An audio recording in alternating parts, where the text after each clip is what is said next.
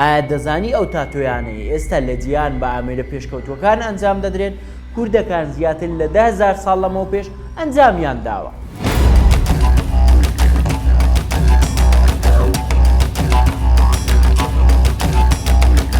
دڵنیام زۆری نەتان ئەم هێمایانەتان لەسەر جەستەی کەسانی پیری بنەماڵەکەتان بینیوە، بەڵام ئایا هیچ کات لە خۆت پرسیوە ئەم هێمایانە چین؟ ئەم هێمایانە پێیان دەگوترێت دەق یان خاڵ.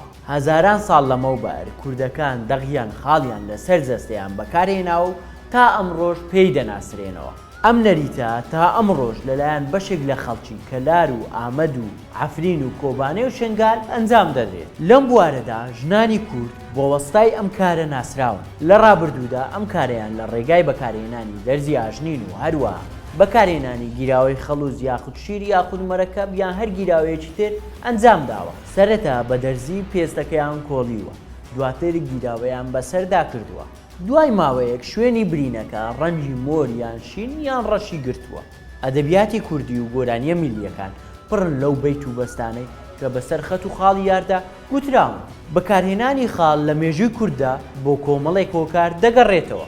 یەکێک لە هۆکارانە بە مەبەستی هونەر و جوانکاری بووە، لە هەندێک سەردەمیشدا بە مەبەستی هۆزایەتی بووە.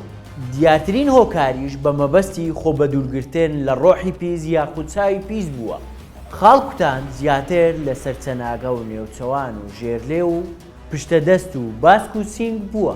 ئەو خاڵانەی کە زیاتر لەسەر نێوچەوان دەکوتران زیاتر مەبەز لێی چاوەزار بووە. سەرەتای خاڵ کوتانیش زیاتر خۆر بەکاردان وەک هێمای ژیان. هێمای ژمارە حەوتیش بە مەبەستی هۆزایەتی بەکاردات.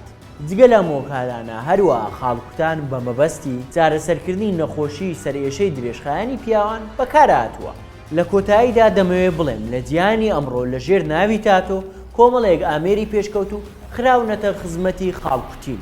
ئەگەرچی لە لای بەشێک لە خەڵکی ئەم کەلتورە دواکەوتوویە، یاخود لە ڕووی ئاینیەوە ڕێگە پێنەدراوە، یاخود لە ڕووی تەندروستیەوەش گونجاو نییە، بەڵام لە کۆتاییدا خاڵکوتین بەشێکە لە مێژوو و کولتوری ئێمە.